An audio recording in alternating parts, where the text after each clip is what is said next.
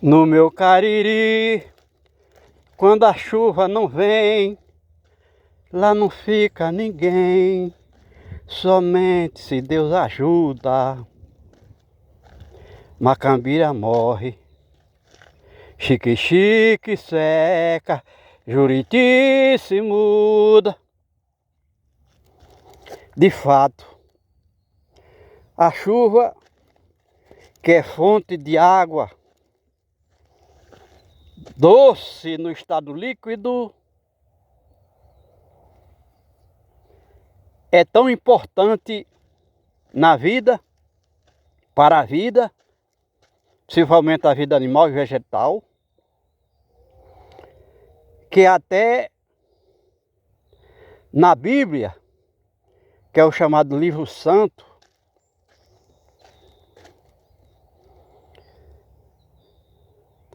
dos cristãos e dos israelitas, até na Bíblia está escrito no capítulo 2, versículo 5 do Gênesis, que a terra não tinha plantas. Capítulo 2, versículo 5 do Gênesis. A terra não tinha plantas enquanto Deus não fez as chuvas. Embora já existisse, segundo esse mesmo texto, água no estado gasoso, ou seja, vapor de água, que significa dizer que a água no estado gasoso foi criada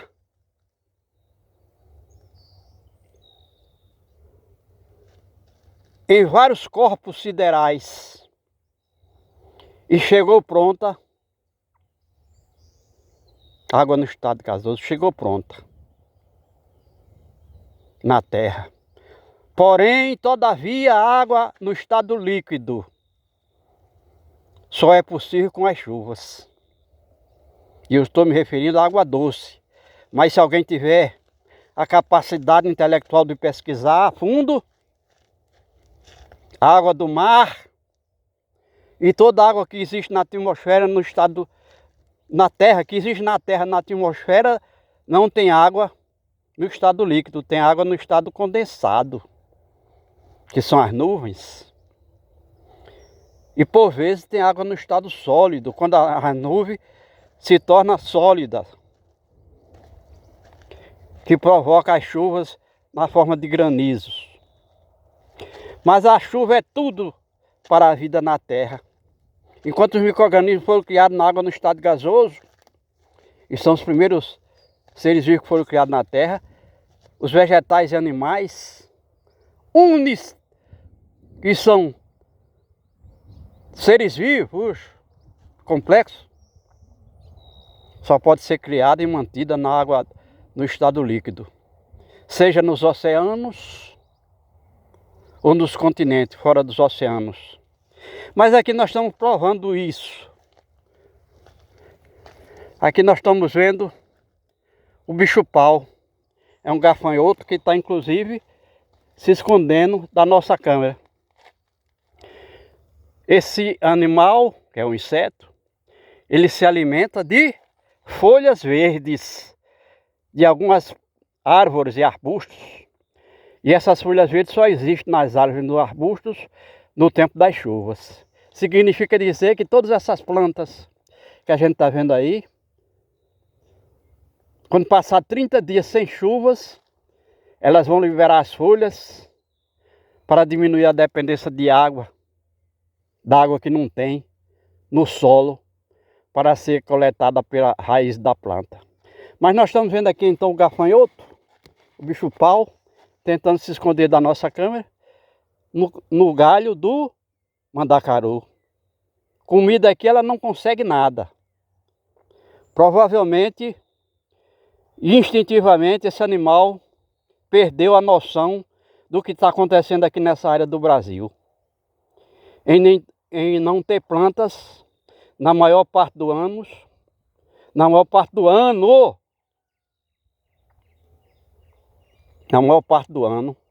para se alimentar das folhas verdes. Então, nós estamos vendo aqui um animal que está totalmente perdido. Ele vai morrer de fome e está tão desesperado que a própria natureza o instigou a procurar o cardeiro onde o animal não tem de que se alimentar. Se tivesse frutos, talvez ele tivesse forma de se alimentar do fruto do cardeiro. Mas o resto aqui ele não consegue, o resto da planta, o restante da planta não tem o que o animal se alimentar. Então já é uma loucura que está acontecendo nos animais. Nós temos outro exemplo aqui, são as borboletas. As borboletas só aparecem aqui depois que chove e nascem plantas e as plantas botam flores. Ou seja, o primeiro embrião da reprodução. Porque a borboleta se alimenta de néctar da flor, como acontece com as abelhas.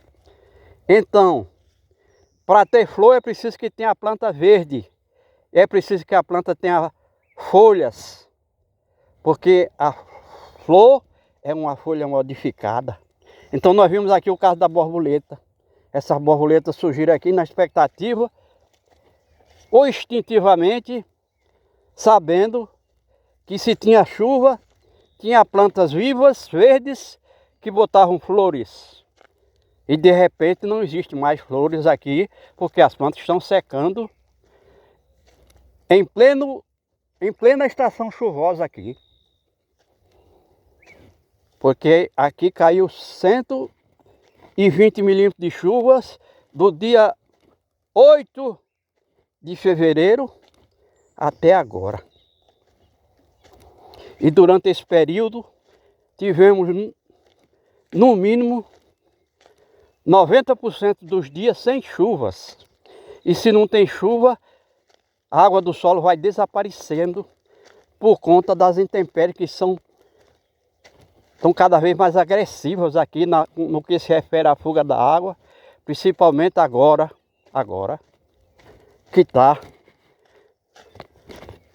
se manifestando um fenômeno climático chamado de El Niño, o menino, muito mal para essa área do Brasil, onde as chuvas vão cada vez mais escasseando, porque juntamente com o aquecimento global, que como o próprio termo indica em toda a Terra, vai concorrer para sugar a água das plantas, e aí a planta morre, sem água ela morre. Sugar dos animais, do corpo dos animais, aí os insetos morrem logo de imediato. Depois vem o gado do homem, vem a lavoura e vai por aí. Então a gente vê a borboleta aqui procurando uma flor e não existe. Uma flor sequer onde ela possa se alimentar. E o que vai acontecer com a borboleta? Ela não vai, vamos dizer assim, na metamorfose não vai virar lagarta. Porque se não tem flor para a borboleta se alimentar, e ela vem antes da lagarta, com certeza vai faltar, a planta vai morrer e não tem folha verde para a lagarta. Então a própria natureza ensina que esses insetos vão desaparecer, como acontece também com as formigas. Que na parte ano aqui já não se vê formiga nem para fazer remédio. Desaparece porque não tem alimento. Aí alguém diz, mas isso é uma transformação do clima. Aí alguém já sabe que durante milhões e milhões de anos, a Terra já passou por várias situações de transformação do clima, porque o clima é dinâmico. Então nós tivemos já tempos onde a Terra foi coberta por gelo, e depois a temperatura foi aumentando, esse gelo foi derretendo, vamos dizer assim no termo mais popular, e foi para os oceanos essa água, onde se transformou em água salgada, porque o sal é da terra. Quando você armazena água no chão, em qualquer espaço, no açude, no poço tubular, no lençol subterrâneo, sem receber o suprimento de água doce das chuvas, essa água vai se transformar em água salgada, porque o cloreto de sódio é cloro e sódio e faz parte da terra. Então a água, que é o solvente e substrato da natureza, onde ela permanecer por mais de 2000 dias sem ser renovada pela água da chuva, ela fica salgada. É o caso do oceano, que já está milhões e milhões de anos, que não pode ser renovada pela água da chuva, porque a água da chuva que cai anualmente aqui não chega nem a 1% do volume de água que existe nos oceanos. 97,3% da água da terra são águas salgadas nos oceanos, mas aqui fora dos oceanos, onde tiver água salgada no açude, no poço tubular, no rio, é água no estado lixo que não serve para a vida. Porque a água, de água salgada, vida de água salgada só existe nos oceanos. Aqui fora da terra ainda não tem animais nem vegetais que estejam adaptados à água salgada. E o homem? O homem, se beber água salgada, ele vai acabar com os rins. É o caso da danação de pessoas, principalmente aqui no Nordeste, que tem que fazer hemodiálise porque os rins foram destruídos pelo líquido, lixo líquido que ele tomou, bebeu, como se fosse água. E um desses lixos é o sal. Sal, nós somos seres vivos de água doce, comemos, bebemos e respiramos água doce. Então, onde tiver sal na água, e aqui tem a água salobra, que alguém tenta explicar como sendo natural e não é. A água fica salgada quando não recebe o suprimento de água da chuva, que é água doce. Na água da chuva não tem cloreto de sódio, não tem nitrato de sódio. Isso tudo são elementos da terra. Só que a água ela foi formada na atmosfera. E lá não tem. Eu me refiro aqui à água no estado líquido, onde as nuvens são formadas. Porque a gente disse no início desse vídeo que a própria Bíblia, no capítulo 2, versículo 5 do Gênesis, explicou que aqui não tinha plantas no início da terra. Por quê? Por que não tinha plantas? Porque não tinha chuva. Embora já existisse a água no estado gasoso, vapor. Então essa explicação é fundamental para a compreensão da vida na Terra. Não é elementar, é essencial para que o homem, como cidadão do universo, entenda o que está acontecendo aqui. É função da sua degradação ambiental, da degradação ambiental que ele provocou aqui, principalmente ao eliminar a cobertura vegetal. De tal forma que onde não chove não tem plantas. E nós temos deserto de sal na terra, nós temos os desertos secos, onde passa até 100 anos sem cair um pingo de chuva. Não tem plantas e se tiver, é insignificante. Em termos de espécie, ou seja, variedade de espécie, em termos de porte e em termos de número. Então a chuva tem tudo a ver com a vida animal e vegetal no planeta Terra.